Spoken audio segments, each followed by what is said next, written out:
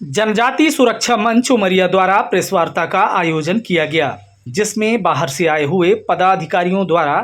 अपने विचार रखे गए।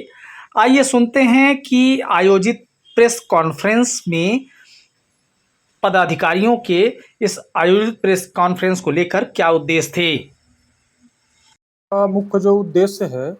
अभी जो पिछले महीने 24 मई को दिल्ली के लाल किले मैदान में भगवान बिरसा मुंडा जी की 150वीं जन्म जयंती के निमित्त जो है जनजातीय सांस्कृतिक समागम जनजातीय समाज का हुआ और उसमें जनजातीय सुरक्षा मंच ने अपने अधिकारों को लेकर जो जनजातीय समाज का व्यक्ति ईसाई धर्म या मुसलमान बन गया है, कुल मिला के जो विदेशी धर्म को अपना लिया है, ऐसे व्यक्तियों का जनजातीय सूची से बाहर करें। क्योंकि वास्तव में जो जनजाति का आरक्षण दिया गया है, वो आरक्षण दिया गया है जनजातीय समाज की रीति रिवाज परंपरा को बचाने के लिए दिया गया है, अपनी भाषा को बचाने के लिए, अपनी संस्कृति को बचाने के लिए, अपने कुल देवी देवताओं को बचाने के लिए और कुल मिला के अपनी वेशभूषा इन सब को बचाने के लिए दिया हुआ है। लेकिन जो जनजातीय समाज का व्यक्ति जब धर्मांतरण हो जाता है उसका, या ईसाई या मुसलमान बन जाता है, तो वो अगर ईसाई बन गया तो वो फिर यीशु को मानने लगता है, और अगर मुसलमान बन गया तो अल्लाह ही एक भगवान है, ऐसा वो बोलता है और ऐसा रहता भी है उनके परंपरा में। लेकिन वो अपनी पूरी रीति रिवाज खो देता है। और जो हमको वास्तव में हमको जो सरकार संविधान ने जो आरक्षण दिया है, तो हमको अपनी संस्कृति बचाने के लिए दिया है। तो अगर आप जो है जनजातीय समाज की रीति परंपरा को छोड़ते हो और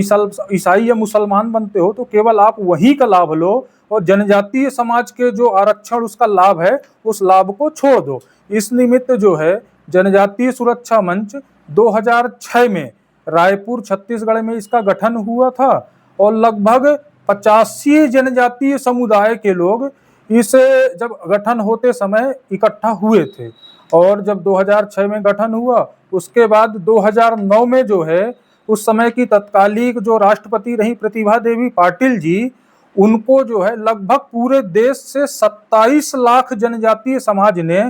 जिले के कलेक्टर और प्रांत के राज्यपाल के नाम से ज्ञापन देकर माननीय राष्ट्रपति महोदया को सिग्नेचर के माध्यम से अवगत कराया। और उसके बाद 2012-13 में भी ऐसे जिले की बैठकें हुई, जिले की रैलियां हुई और फिर उसके बाद 2017 में भी एक बड़ा हस्ताक्षर अभियान चलाया गया माननीय प्रधानमंत्री के नाम से। और 2022 में जो है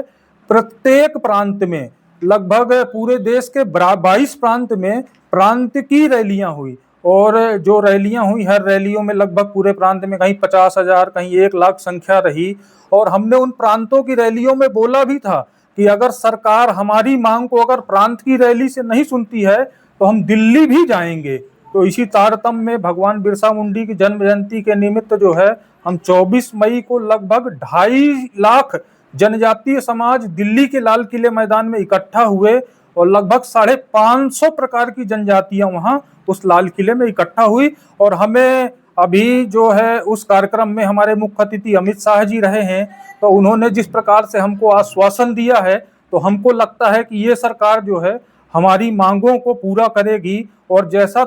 अनुच्छेद 341 में है वैसा 342 में भी उस अनुच्छेद में परिवर्तन करके लाएगी। आप सभी का धन्यवाद। प्रेस कॉन्फ्रेंस रखा गया है, इसका उद्देश्य ये है कि हमारा जो कार्यक्रम हुआ अभी दिल्ली में 24 मई 2026 को, इसका उद्देश्य है कि हम अपने ज़िले में, अपने गांव में, अपने प्रदेश में जाकर के बताएं कि हमारे देश के गृह मंत्री जी ने कहा है कि जनजातीय समाज के साथ जो अत्याचार हो रहा है, उन भोले भाले समाज को अधिकार देने के लिए हम अथक प्रयास करेंगे और कोशिश करेंगे कि उनकी जो समाज के अंदर जो कुरीतियाँ हो रही है, बेधर्मिया लोग उनको धर्म परिवर्तन के नाम से लोग लालच दे करके उनका धर्म परिवर्तन करा रहे हैं, उनसे हम उनको सुरक्षित करने का प्रयास करेंगे।